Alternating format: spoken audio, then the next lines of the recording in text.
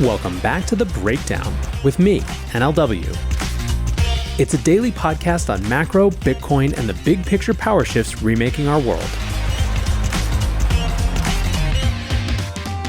What's going on, guys? It is Sunday, September 24th, and that means it's time for Long Read Sunday.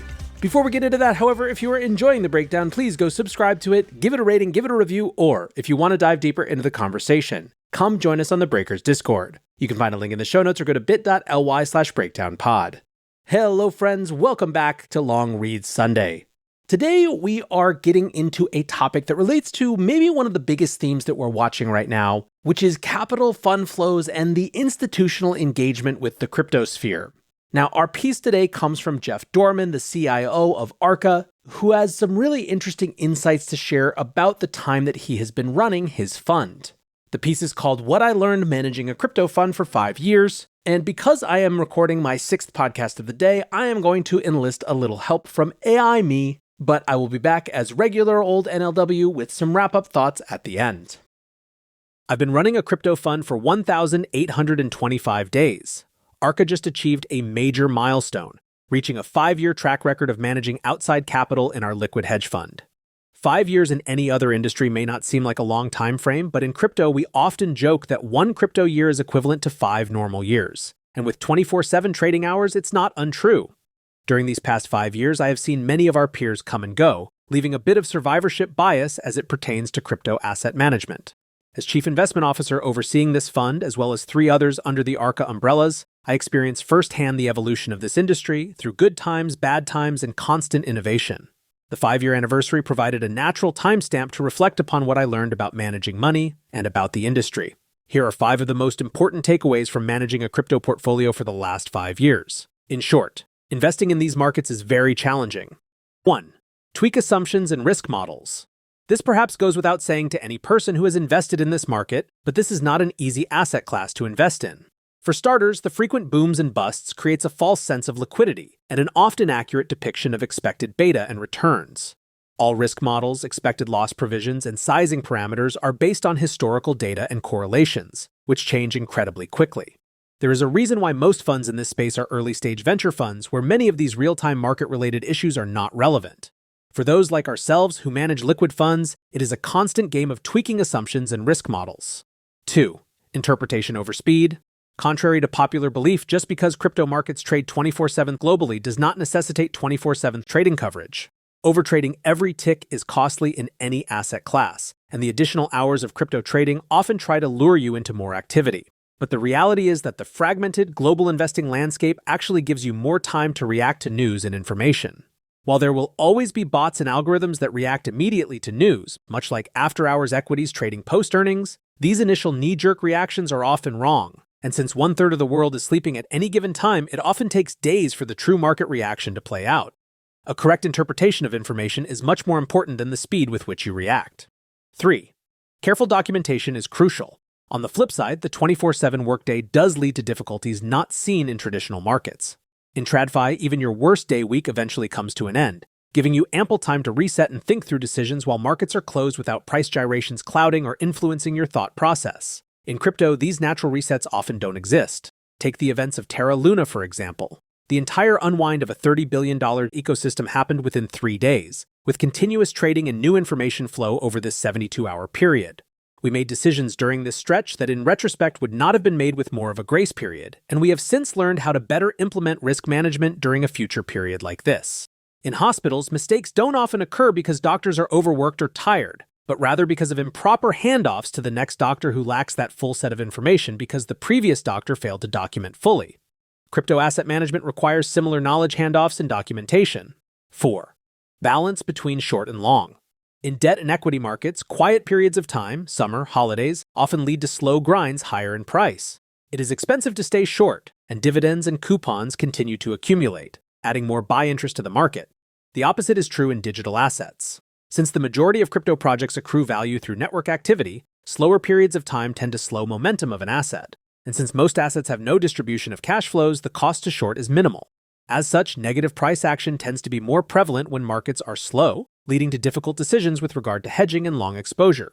As a result, active management continues to trump passive indexes. Rules-based passive index strategies simply cannot keep pace with the innovation and changes to these markets. Similarly, these indexes can't take advantage of the volatility, which creates quite a bit of alpha. Over time, this will likely change as the market matures. But we're not there yet. Building a good team is fundamental for success and incredibly challenging. I've worked for 7 different financial firms over the past 25 years. I've seen thousands of resumes and have interviewed hundreds of people. I've worked personally in just about every financial department: banking, trading, research, sales, business development. If a TradFi Wall Street firm asked me for a candidate, I could find them one pretty easily that best fits their needs. 5. Hire people passionate about the industry. But what are the best attributes and qualifications for a research analyst in crypto? What makes the best trade ops person? Who is best suited to handle investor relations? These are still not easy questions to answer in crypto. During the first few years of our fund, we took what we could get, which is to say, whoever wanted a job. The pay sucked, the hours were long, and the future was very uncertain. Anyone who wanted a job in this industry in 2018 shared a true passion for blockchain success and was willing to learn any part of the job necessary to succeed. Most people who joined this industry pre-2020 are still working in this industry, and their job responsibilities evolve in real time. But in 2021, I could have handpicked any person I wanted from every major bank, brokerage, and hedge fund, who all had zero crypto experience but saw big money ahead. The resumes were pouring in. Many of these employees didn't work out. In 2023, we're back to the passionate souls who will do anything to work in this industry. 6. Everyone wears multiple hats. This is a very hands-on business where research analysts have to test functionality of applications, challenge status quo financial modeling, and network live with other industry veterans at conferences. Traders have to navigate back and forth from US macro to Asian currency markets to crypto-specific on-chain wallet movements depending on the current correlation du jour.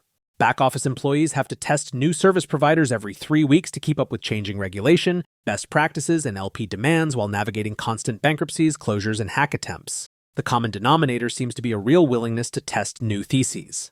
If you give 10 equity analysts the same inputs, they will give you largely the same answer and will present the same homogeneous modeling techniques to arrive at this answer. If you give 10 crypto analysts and traders the same inputs, they will most likely give you 10 different answers using entirely different analyses. That's refreshing and often leads to outsized alpha, but also creates challenges when it comes to creating a repeatable formula for success. 7. Trade ops is the most important department. When I worked at credit and equity funds, the back office was overlooked. They were usually young kids eager to move into a real trading role as soon as they could. The job was basic blocking and tackling, make sure trades settled, make sure your brokerage statement was accurate, and make sure the fund admins did their job. Compliance teams were there simply because they had to be. We all knew the rules, we obeyed them, and if there was any doubt, we checked with compliance but knew the answer would be, don't do it. We should be so lucky in crypto. Trade operations is the single most important job in crypto. You have to touch the assets every single day, and a single mistake could cost the firm millions of dollars. As a result, not only do these need to be the most trustworthy people in the firm, but they need to build redundancies that can still operate even if they themselves vanish. Getting into a trade ops role is more glamorous than getting out of trade ops, and those who build their careers in this subset of the fund business end up learning the most about blockchain. Similarly, compliance is not an afterthought in crypto.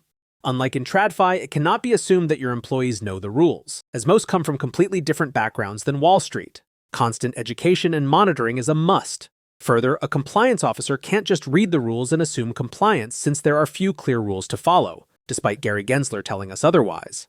To do your best as both a fiduciary and a law-abiding company is a Herculean effort. 8. The sell side is getting better. In traditional finance, the sell side offers a pretty valuable role. They underwrite new transactions, create novel financing ideas, advise companies on how best to participate in the capital markets, facilitate trading in existing securities, write research on new and existing securities, and pass along market color between participants. Both full-service investment banks and niche broker-dealers exist, but regardless of whether you use a one-stop shop or piecemeal the services with multiple firms, the services themselves are all covered. While the sell side is getting better in crypto, it is still incredibly fragmented, and many of these services still do not exist. As a result, fund managers are often on an island, forced to manufacture its own deals, structure its own financings, and do its own research from scratch. Written research from OTC trading shops has greatly increased in volume and improved in quality, providing a necessary channel check on the state of the markets. But the trading itself continues to be very exchange-based, black box, and therefore lacks natural axes between investors. Trading color about flows and activity has improved, but there are fewer market participants to glean information from. There is still no full-service investment bank, and in fact, true investment banking services for underwriting and advisory of token launches is probably the biggest white space going forward. I'm constantly shocked at how few well-known Wall Street capital markets tools are utilized within crypto. Most token launches are doomed from the start. From low float, high fully diluted valuation, FDV token launches, to direct listings at insane prices, to poorly written tokenomics, token issuers, who are often developers and lack financial knowledge, continue to have to come to market without the assistance of those who know how to do this best, which subsequently leads to worse investment opportunities for asset managers. Some service providers are getting a lot better, like custody solutions, OTC trading, and options liquidity. Still, others are getting worse, like fund admins and auditors, who in the wake of FTX are pulling back from these offerings. On the tech and research side, it's amazing that Bloomberg's crypto services continue to be irrelevant. The coverage list, their index, and all functionality is still from 2017 and does not take into account how much this industry has grown and evolved. Fortunately, newcomers like Nansen, Messari, Glassnode, Dune Analytics, Telegram, and others have innovated fast enough to take this corner, and we are grateful for these companies. It is entirely possible to run a crypto fund in 2023 without ever logging into a Bloomberg terminal. Overall, fund management is still challenged by the lack of sell-side tools. As the sell side improves, so will the number and breadth of funds. 9. The investor base is getting smarter. When we began our fund 5 years ago, we knew the educational journey for prospective LPs would be slow. We were learning constantly as we invested and doing our best to educate interested investors in real time, but it was not practical to expect anyone who wasn't focused full-time on this industry to keep pace. Questions from prospective LPs tended to focus more on how we invest versus what we invest in, and there was definitely a bit of a leap of faith by investors. Fast forward to today and the script has completely flipped. LPs are getting much smarter about the asset class and the investment universe, thereby asking better questions.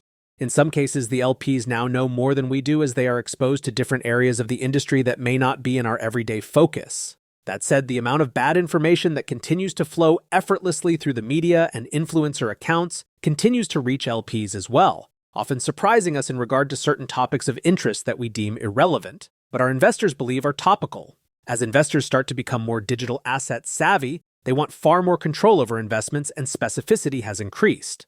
Asset managers in this space have launched highly specialized funds based on investor demand, including DeFi-focused funds, NFT funds, etc. Many asset managers, including Arca, have started creating funds of 1 inch that allow for more specificity, but provide the professional team to manage the investments. In 2018, if you asked us, we would recommend going with a professional investor. But as information is more readily available and UI/UX of projects get better, we encourage retail investors to research and invest. However, to generate alpha where information asymmetry exists, it's still valuable to have professional fund managers who can take advantage of the 24/7 news cycle, market volatility, and a murky regulatory environment. Conclusion. Overall, running a fund in this new and innovative space has been incredibly rewarding, and we look forward to the next 5 years. Fund managers will continue to straddle the line between becoming more TradFi-like and adopting best practices of Wall Street versus finding ways to take advantage of crypto-only opportunities, yield farming, airdrops, testing new applications. The most important factor for success in the digital asset space is faith in the future. We have to believe we are at the frontier of building a new financial system that has the capacity to transform society. While we fully expect bumps in the road and pushback from incumbents benefiting from the status quo, we know that as long as we continue to move forward, fight for the necessary changes, and adapt as needed, this industry will succeed. Okay guys, back to regular old non-AI NLW. The thing that stands out to me after reading that article, as trite and as cliche as it sounds, is just the how early we are theme once again. Every cycle it feels like we see it as the mass flow of new institutions into the space, and to some extent it's true. We obviously got a lot more market participants from the traditional sector last time around than we had before. It feels, however, now that we're inching ever closer to a period in which those traditional actors aren't just tourists, but are long-term participants in the space. Certainly right now you have an interesting jockeying for position where the BlackRocks and Fidelities and Franklin Templetons of the world are laying the foundation for what seems like a much more proactive end-to-end from the beginning of the cycle on through whatever happens after kind of approach. I've said before, and I'll say it again, that I think BlackRock's ETF application will mark a significant pivot inflection point of this cycle when we look back at it historically. I think we will see it as a firewall that stopped whatever further slide might have happened and reinforced for market participants that crypto, despite being as down as it was, in every sense of the word, was going to come back. And so I think about Jeff's next 5 years running a fund and how different they'll look, the different participants that will make up the market, the different ways in which people will engage. It's pretty hard to imagine from where we are, but it's certainly interesting to think about. Anyways, friends, that is going to do it for today's long read. I hope you are having a wonderful fall weekend wherever you are. Until next time, be safe and take care of each other. Peace.